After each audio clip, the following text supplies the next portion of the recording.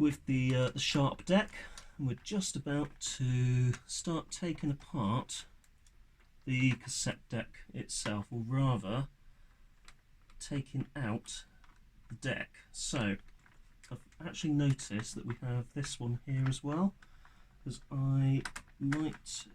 it might be sensible to, although that might actually come out with the no, that won't, so I'll need to move this out of the way here to get this bar out of the way. So let's do that now. So that's coming out like so. That's obviously sprung loaded, and that is actually a spring there, so we'll keep that out of the way. But it does mean we can move this out of the way. This screw here needs to move out of the way, as does this one.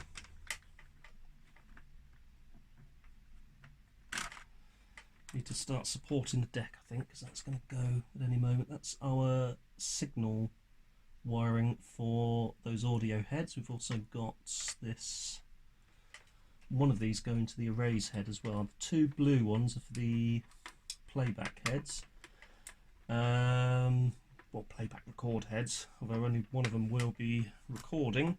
The other one looks like it is for that erase head. So releasing that actually allows us to very gently move this out of the machine. We can have a look to see what's going on with this belt arrangement. It actually uses, looking at it, a single belt, which we can see on the underside there, here, and the rest of it seems to be driven by this large cog. So I would guess that moving that mode switch at the top, as you can see there, drops down what this can actually do. So let's get it powered on, which I wouldn't normally do, but let's power it on and see if that belt is slipping.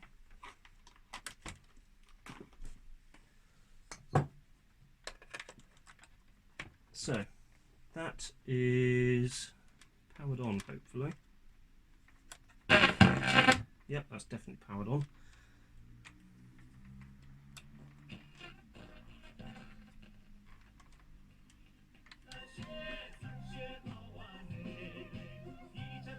Yep, that's nice, that's working. So let's hit play and see what happens to the mechanism. So nothing actually happens. Stiction on the motor. So I've just done that, and that's actually going around now and doing what it should. So let's try.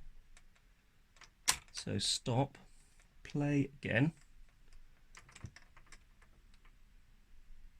doing what it should. Let's see if we can get a cassette in there. So we're going to use the Rover Sterling Owner's Manual tape supplement cassette, which we're going to somehow arrange so that it goes into there, and I'll hold that in place whilst hitting play. Spool is going around. Doesn't seem to be driving though. It's because it's driving the front. You can see that there? That's driving the front. So I need to go down one more possibly. Driving the back.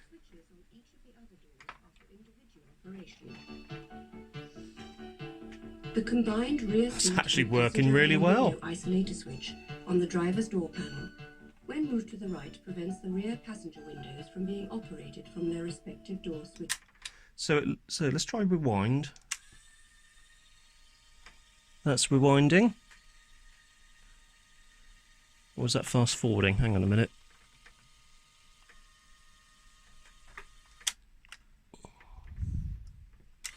Yeah, that's rewinding. So let's get that rewound. And there we go. So let's remove the cassette.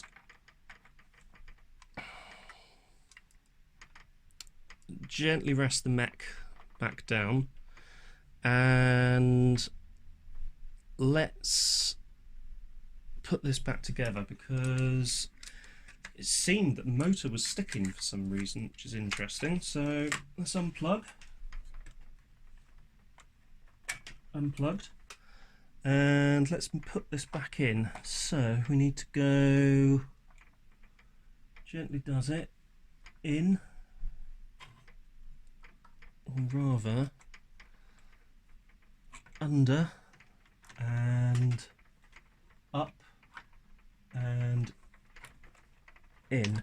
So these motors, I think you can still get hold of them, so it is possible that because this has not been used for such a long time, the internal grease within the motor had gone dry.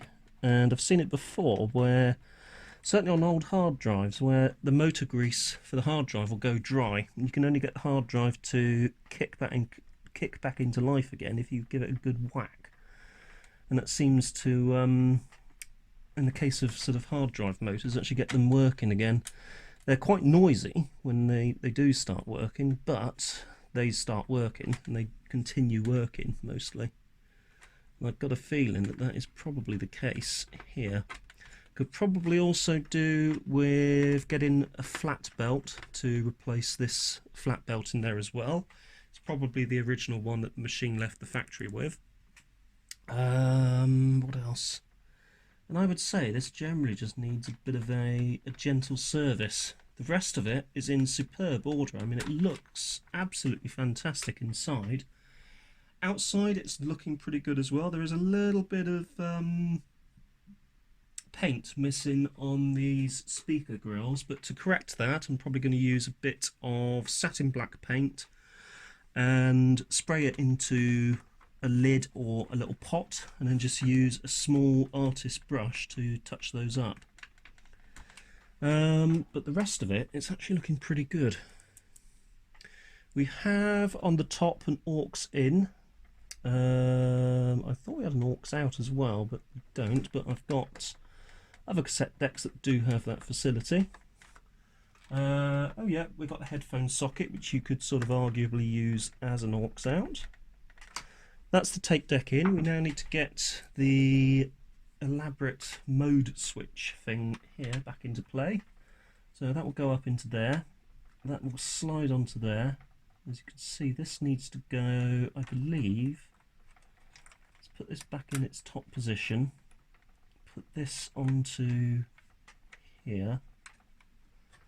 And this one locks into here and then locks onto there, I'd guess, and then that will go down, up, down, up, and that should go actually all the way up. It might, yes, I see what I've done. So I need to go, so if that's at the top position there, this needs to go in like so. So that's now top position. This will go into here, and I think this one will go under. So it lifts it back up. Let's see what it does. You go down, down, down. Yeah, then that's got to go under, which is why it is under a sprung tension. So under there, that goes back into here, under here, like so. There we go. That's in place. So that's under the tension to bring it up, like so. And back down. So we've got the screw here with the washer. We're going to put that into there, like so, holding the spring in place to make sure that it doesn't literally spring off. We bring that back in, like so. And what we do now is round the front and gently does it over the spools. Make sure that we don't snag the tablecloth into the bottom of it, which is what I seem to be doing at the moment. That's annoying.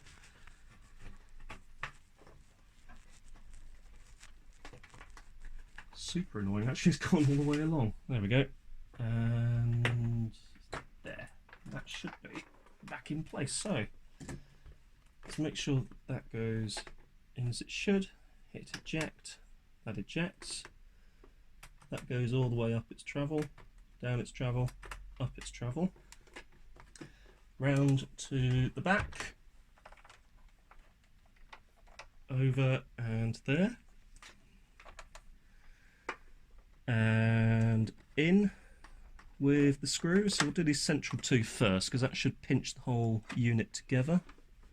As you can see, that's pinched it together. And we can do these 4 around the relevant edges. So, oh, where has it gone? There it is. There you go. In for that one. There's one.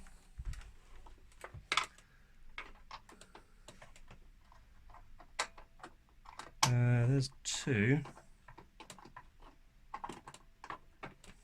I don't think I'm actually on that one. Let's try and find it. There it is. That's 2. And 3 at the top.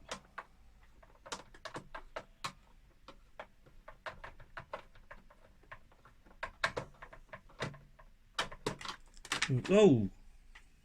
That didn't go in at all. So that's the length of the screws actually, it's not too long. So in at the top.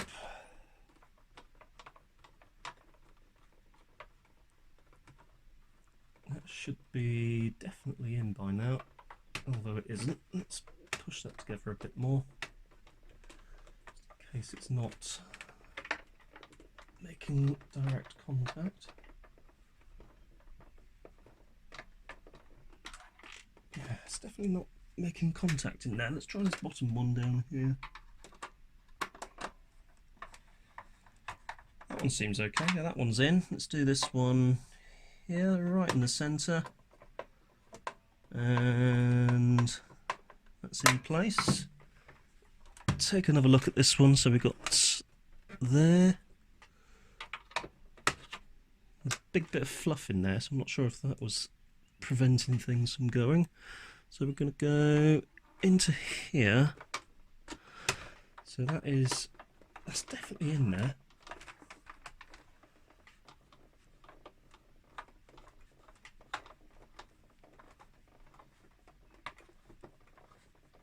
Not too sure what's going on with that. That is quite odd.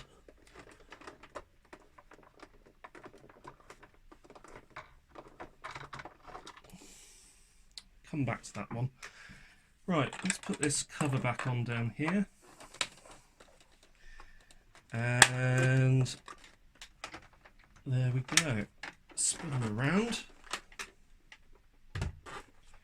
And we're ready to try the cassette, which we will be doing next episode. If you found this video interesting, don't forget to hit the like button. Don't forget to subscribe, and I will see you next time. Oh, hit the notification bell as well, as that's what all the popular YouTubers say. Thanks for watching.